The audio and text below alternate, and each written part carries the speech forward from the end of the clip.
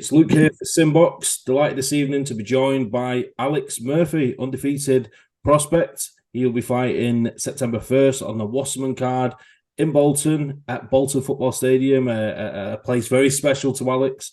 But first and foremost, Alex, how's things? How are we doing? Yeah, I'm all good, thank you, mate. Thanks for having me on. Yeah, everything's good with me. Training's going well. Well underway with a camp. I've done a 6 week camp for this, and we've got 2 more weeks to go. So everything's gone to plan. I'm feeling good. I'm on weight, and I'm ready to go in a couple of weeks. Yeah, so first and foremost, I think this is something I mentioned to you over DM is that I've been around Kieran Farrell shows and Wasserman shows before, but for one reason or another, I've never managed to grab you and get a few minutes on camera. So this is your SimBoxx debut. Yeah, yeah, it is. We've missed each other, haven't we? And I have noticed you at the shows. And yeah, I'm not sure, like you just said, for one reason or another, we've always just missed each other. But yeah, no, it's good to be on. Absolutely, mate. So seeing as though it is the first time, before we get into the upcoming fight, so I'll go back to the beginning a little bit. Where does the story of Alex Murphy's boxing career start? Starts as a little boy, mate, at the age of 8. I've always been into sports. I was into football. Started football when I was 6, and when I was 8, the team that I was playing for, our coach, he was a boxing coach as well, and he took the whole gym down to his gym just for a bit of training. Took the whole team down to the gym for a bit of training. Enjoyed it. Never done it before. But like I said, I just sort of took a shine for it. I enjoyed learning something new. And I was only there once a week, and it was just all for fitness, really. So I was there for once a week for 2 years, and then when I was 10, that gym closed down. And I found Eccles Boxing School that had literally just opened in the space of 2 weeks of my other gym closing down. So it was like it was meant to happen, really. Like it was meant to be. So I went down to Eccles Boxing School at the age of 10, and that mate, I've been there ever since. Started the amateurs when I was 12, and yeah, turned pro at the age of 20. So everything's just been a straightforward ride, really. I've been in, like I said, been in the sport since I was 8. I've not stopped. Never had any breaks, any time off, anything like that. And yeah, I've been with the same coach Brian now since the age of 10. So the relationship that I've got with Brian is mint. The gym that I'm at is mint, great facilities, and it's like a second home for me, really. So yeah, I had 30 amateurs there, and I've had eight pros. This will be the ninth one on the 1st of September. Absolutely, I find that absolutely fascinating that yourself and Brian have been together for so long. I'm sure you know each other inside out at this point. But is there anything in particular that you guys do where after such a long time, he's going to know the right buttons to press, and if the going gets tough, whether that be in the ring or in the gym, if he ever notices that not to say that you don't give 100%, but if you ever slack in that 1% that he knows the buttons to press to get a reaction out of you. But I think the question that I wanted to ask is how do you guys keep it vibrant, if you like, that after so long that it's not going stale? Yeah, you know what it is. We've just got that connection. He's Brian's he's been in my life for so long now. So he's more than just a boxing coach. You know what I mean, he's a friend. He's like a second dad. He's done a lot for me. So we have that relationship that it goes a lot further than boxing. So, and like you say, he knows exactly what buttons to press. He knows, like, when I come into training and I'm not 100%, he knows it straight away. Or when I'm feeling good, he knows. And it's that relationship that you can't get with someone straight away. It takes years and years. And me and Brian have got it, and I'm glad that it's worked out that way. And I've been able to just sail along with him, and I've not had to change gyms. I think that sometimes that happens with a lot of boxers where they go through the amateurs with a coach for so long, and then when they decide to turn over, they have to find someone else, and it'd be like starting from from fresh with someone. So luckily, Brian had his pro license anyway, and I turned over. Then obviously stayed with him, and everything's going well. But yeah, it just like you say, we know each other like our hand, and it's a relationship that worked really well.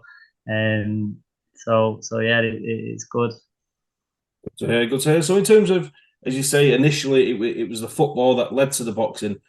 Was the or where was the point where you decided, there's these two roles, there's football and there's boxing, and I'm going to go down the boxing route. Do you remember that does that stand out to you, or was it just kind of like a slow phase from football? No, it does, yeah, because you know what, it's probably more recent than you'd think. I still, even like when I started the amateurs with the boxing, I was still playing football all the way through. So I played football up until the age of 18, and at a decent level as well. To be fair, it was a good team. And like I say, I love football because it's just something I had done all my life. And then when I was 18, I got injured. I torn a meniscus cartilage in my knee, and I had to have an operation.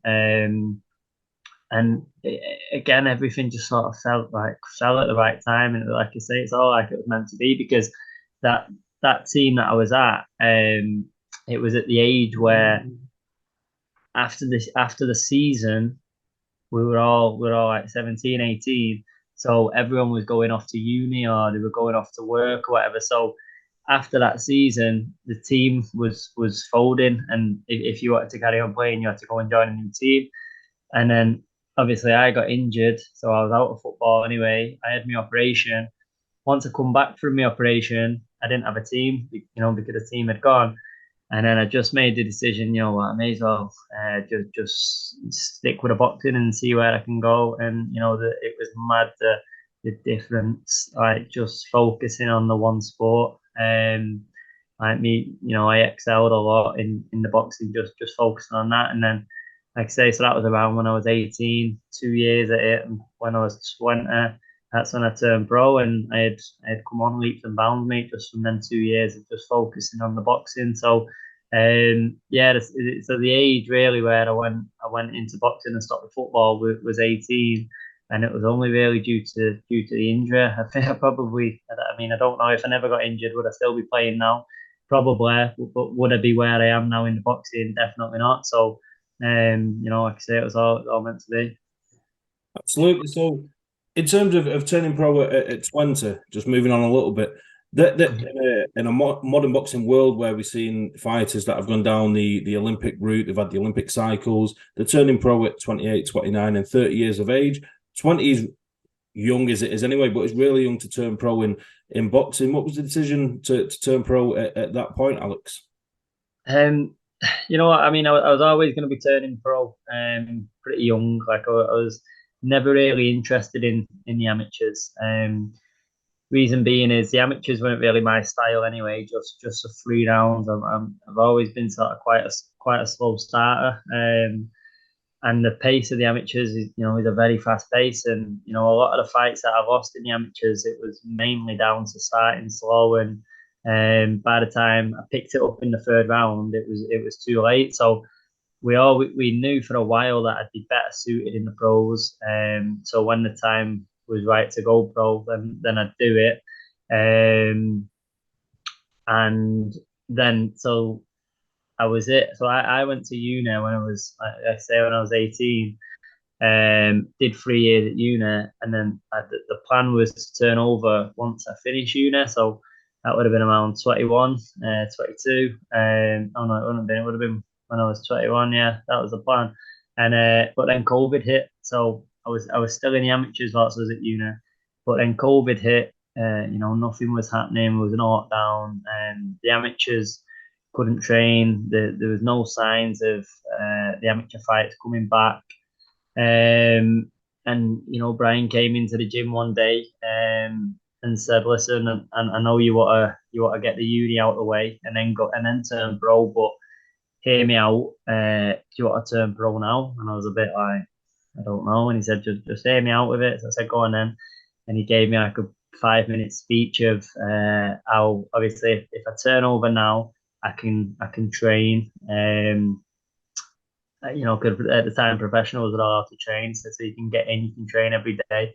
And he said as well, it's a long process of turning pro. You've got to get your license, you've got to do your medicals, you've got to do all that. So he said by the time you probably get your license. He said you probably be finishing uni anyway. So I was like, yeah. I said, you know what, you're probably right. So I said, let's do it. Let's turn over. And so I was in my last year of uni, and then the like you say, the plan was to wait it out. But as soon as I got my license, I was like, yeah, get me a fight, get me a fight. So that would have been, I got my license in August 2021, and that's when I had my debut. So I was still at uni at the time, so I had 3 fights whilst I was in uni. I had August 2021, October 2021, and then I had May 2022. And yeah, so it was just like like I say, I was always gonna turn over earlier, but I turned over even earlier than we expected.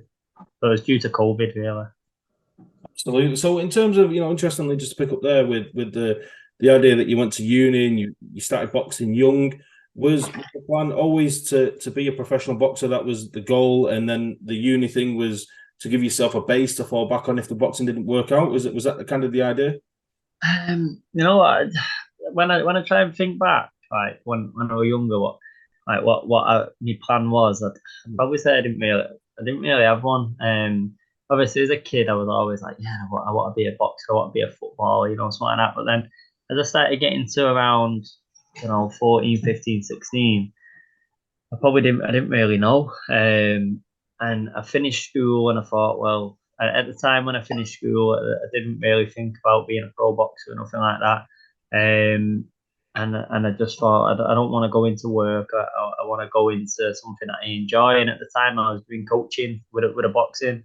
So I thought, well, I'll go to a coaching college and study coaching. It buys me a couple of years to figure out what I want to do, sort of thing. Um, and then yeah, so I went there for 2 years, and I got told, if you get good grades there, this could get you into uni. And then I got good grades in college, and I got a chance to go uni, and I just thought, what, it buys me another 3 years to figure out what I do. So it was more the case of just like the education and the studying was more just to bide me the time really to think what I wanted to do. And then I think once I started uni, that's when I thought, what, I could do these 3 years, get a degree behind me, and then look at just going into boxing full time. I never really been interested in like using my degree or using my education for anything.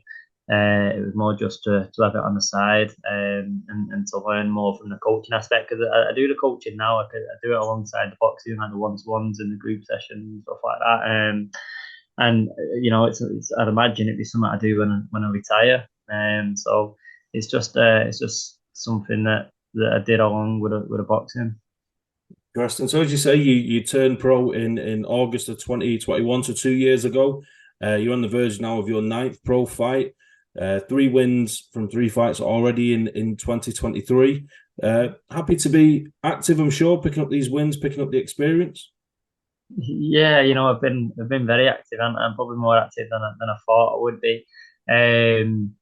It's good, it's good being active. It, like you say, it just keeps you ticking over. It builds up that record, and it suits me as well because after a fight, there's plenty to work on, and I can take it straight into the gym, work on it, and then get straight back out again and put it into practice in the next fight. And that's exactly what's been happening. Like I see massive improvements just from fight to fight because I've been having like a short time in the gym, practice it, and then put it into practice from fight night. So I think being active, it's done a lot for my development, to be fair, and I've definitely seen the progress through being active. Absolutely. Now, with this fight coming up on September 1st, of course, we'll be on the Wasserman boxing show, the undercard of London Arthur's IBO World title fight.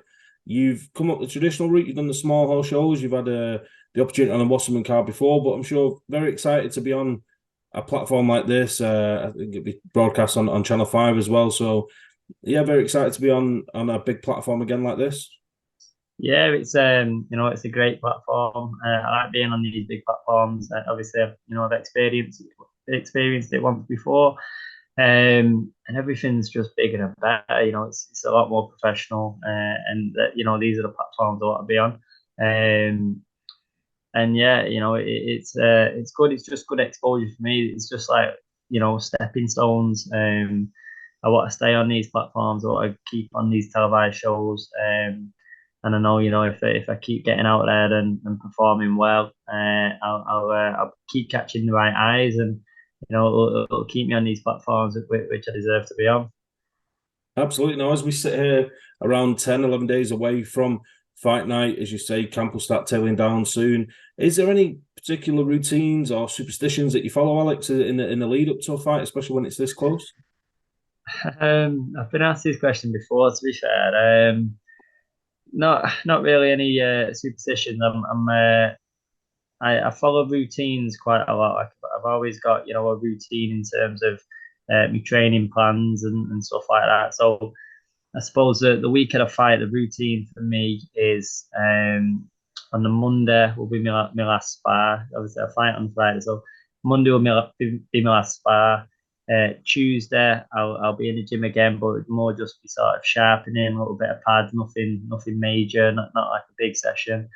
And then Wednesday, Thursday, Friday really is all about recovering and just unwinding. So Wednesday, I always get booked in for the sports massage. I'll go to the gym and do a big stretch. And then Thursday's obviously the weigh in, and I just won't do anything. I'll just chill out, and then Friday same again. I just don't do anything. If I've got to go anywhere, my girlfriend drives me everywhere on that fight day, and I just chill out. So I feel like every fight week is pretty much the same. I always get my hair cut on like the Tuesday as well, the Tuesday or Wednesday. Everything sort of like is routine. In terms of the actual fight, so I could say somebody asked me this question before about superstitions, and I answered saying I don't have any. But one thing I realised that I do is when I get into the ring, I do the same stretch every time. So I always go up to the corner and I put my arm on the ropes, and I lean down, and then I turn around and I put like my hands behind me on the ropes, and I lean forwards, and I think because I do it in sparring before every spar. And I've realised I do it in the fights, and sometimes I do it without even realising. But yeah, in terms of superstitions, nothing else comes to mind really. So, Alex, looking at your record, and as we know as boxing fans, records are for DJs. 8 wins, 8 fights, 8 wins, but no knockouts at the minute. Do you think that could lead people to underestimate your punch power? Is that something that is in the back of your mind, or do you just go in there and win at any means? Yeah, I mean, possibly people could underestimate my power. I think I do carry a little bit of power. Nothing like I'm not a one punch knockout artist by any means, but I'm definitely getting stronger and more powerful as the years go on. Really, I've been doing strength conditioning now for a year and a half solid, and me sparring partners have been telling me I'm definitely getting stronger, getting more powerful. And I think it's more just for me that the power that I carry more is just slowing them down rather than actually putting them away. I think it's something again that it's going to develop. Obviously, I'm still young. I'm only 22. I'm not even fully developed yet. So I think as I develop, as I get older, people will probably start seeing the power a little bit more, especially when the rounds go on as well. If I can carry that power into the later rounds. That's where I feel like people will start seeing the stoppages, and that's what I hope. But I never go in trying to blast people. I never go in trying to get the stoppages, and I'm a good boxer, and I stick to my boxing abilities, and it is sort of a win at all costs. But I do like having a fight as well. Like I do like standing toe to toe. I'm one of them who I will stand toe to toe with anyone.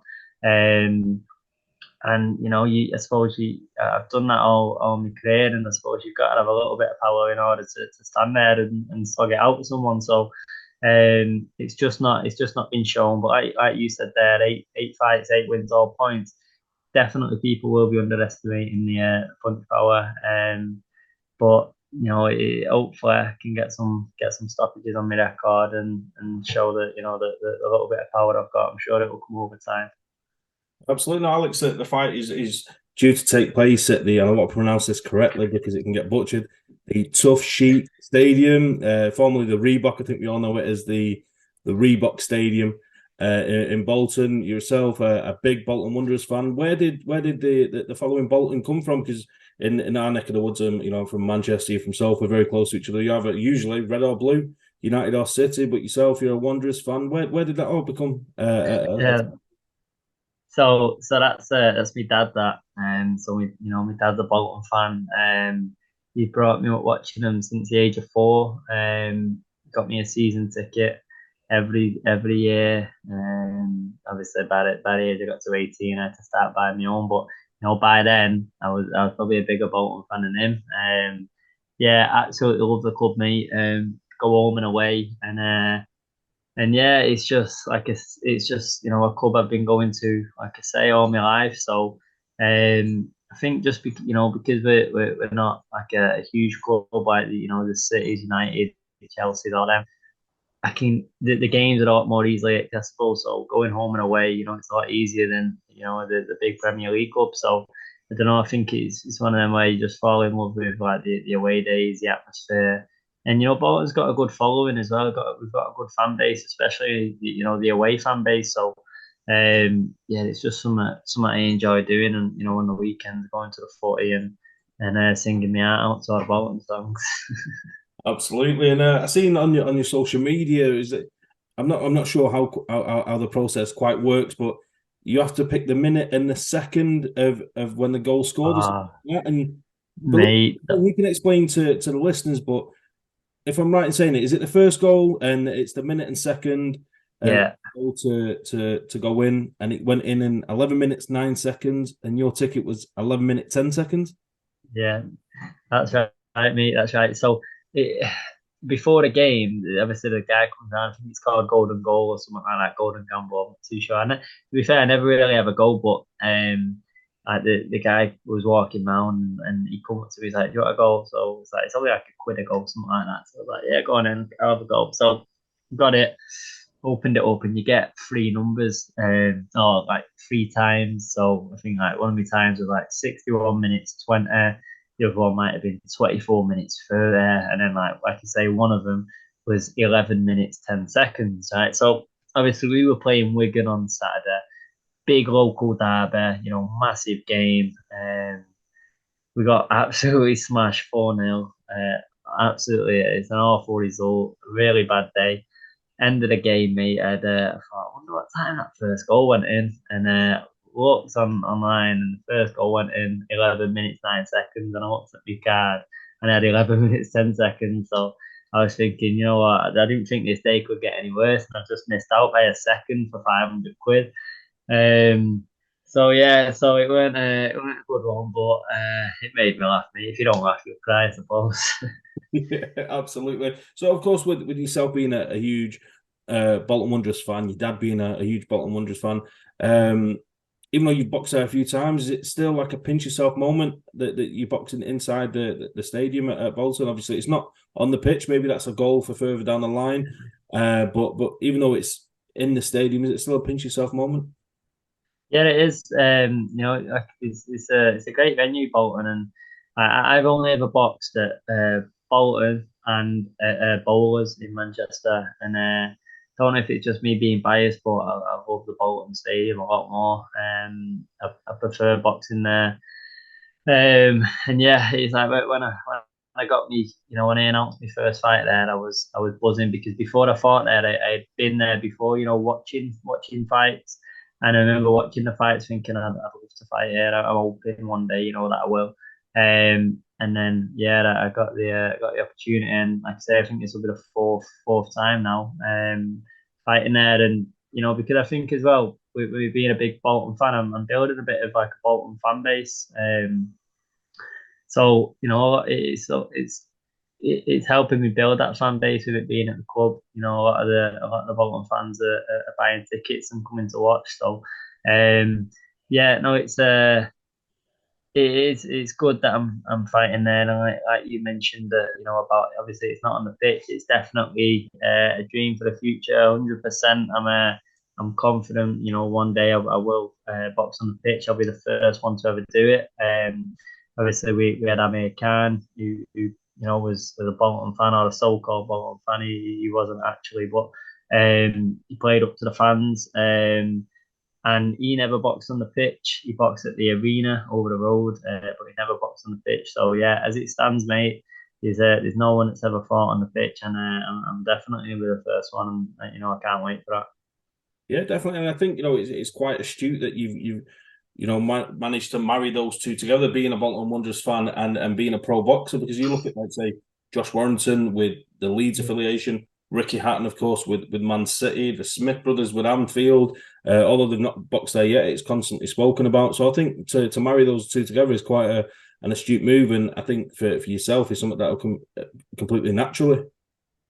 Yeah, I think it is. Like yeah, there's sort of no way of getting like a club behind you, getting a fan base behind you. There's no magic potion of right, this all the fans from this club are now going to be fans of you. I think it's just something that happens naturally, like you say. I think the exposure is definitely getting there with me and the Bolton fan base, and definitely getting well known there now, which is good.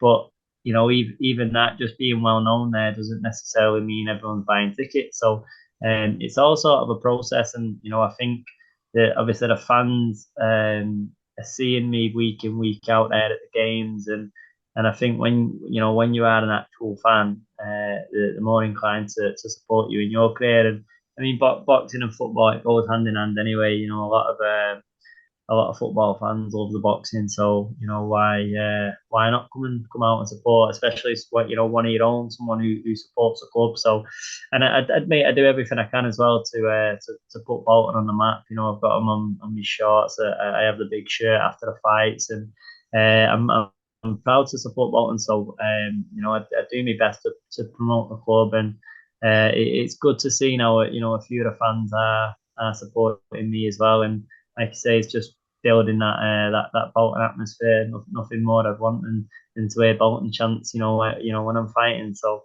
yeah, no, it's all going well at the moment with the Bolton community, and I'm just trying to keep it growing. That's it, absolutely. And alongside the growing number of Bolton Wanderers football supporters that are jumping on, I think it's fair to say that you do have your fair share of passionate supporters. As I say, I've been there at your shows, although we've not spoken. I've been there when you fought. I've spoke to Kieran about this, and you seem to be, quite a good or strong ticket seller. It's all well and good selling tickets, but they don't have to make a racket as well, Alex. Yeah, there's oh, you know what it is. It's all my mates here. It's all my mates and it's all my family. The passionate, I suppose, about supporting me, and it's just something I'm very grateful for. Like I don't know if you were at my debut, I'd imagine you was, but it was August 2021, and I think I sold 250 tickets. And I tell you what, mate, the noise is unreal. Like I still watch the videos back today, and I just get goosebumps, and it's like one of the moments that I'll never forget. I'll cherish it forever. And I think because I'm a 22-year-old lad, I've got a lot of mates who are the same age, and they're all rowdy, they all have a good night out, and they create that atmosphere, and it'll definitely help me, I think, in the future. When I get into these 50-50 fights, and I've got that following who can create like a hostile atmosphere. It'll be good for me. But yeah, I love it, mate. I love fighting, and hearing my name getting chanted, and everyone in full voice. It's a great feeling for me in the ring, and that's why I do it though as well. If I didn't have anyone there enjoying themselves because of me, I probably wouldn't do it. You know what I mean? So at the end of the day, as boxers, you're there to entertain, I suppose, aren't you? So that's just what I'm doing, and I can put on good nights for people. So I'll continue to do that. Absolutely. Now, the final question that I ask Alex, and this is only something that I thought of while we've been chatting here, is that you said earlier on that at 14, 15, 16, you didn't really know where you was going to go with boxing and whatnot. As you sit here now as an 8-0 pro at 22 years of age, what's the outlook of Alex Murphy in terms of your boxing career at the minute? So it's more just obviously I train full time, and I've got some really good sponsors who I'd like to give a shout out to it at the end of the video, because it's the sponsors that allow me to train full time. I do a lot of the coaching as well from the gym, And again, that's just a bit of money on the side, which helps me again train full time and put everything into it. And I think now it's just focusing on my training, focusing on the fight, staying active. Ideally, if we get this win on the 1st of September, I think maybe there's another show in November that Caden's doing, get me to 10-0, puts me in a good position for the new year. And I think we're just going to go, the traditional way really of trying look for the Central Area title, English title, British title, so on. Just not skip any corners, just go through it all. And really just keep building the record, keep taking the fights, and the main thing, keep earning money, mate. And that's the reason I'm doing it, really.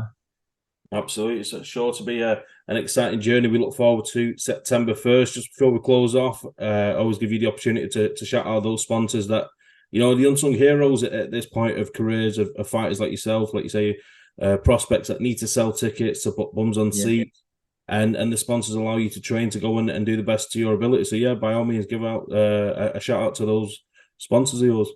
Yeah, I'm just gonna get them up on my phone, mate, just so I don't miss any of them out. So yes, one sec, let me just get them up. But a lot of these sponsors, they sponsored me from the very start, and it's something I'm very grateful for.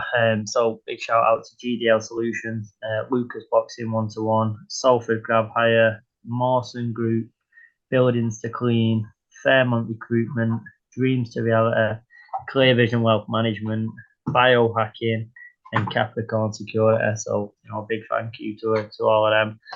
It means a lot. Big thank you to everyone who supports me as well, especially those who buy tickets, but not only everyone who buys tickets, even, people who just wish me well through likes, comments, etc. on my social media. It goes a long way. And, it's the reason why I do it. Absolutely, I echo that, guys. If you've not already, you can get your tickets for the Wasserman show Friday, September 1st. If not, it'll be on Channel 5, so make sure you tune in and watch another step in the journey of Alex Murtha.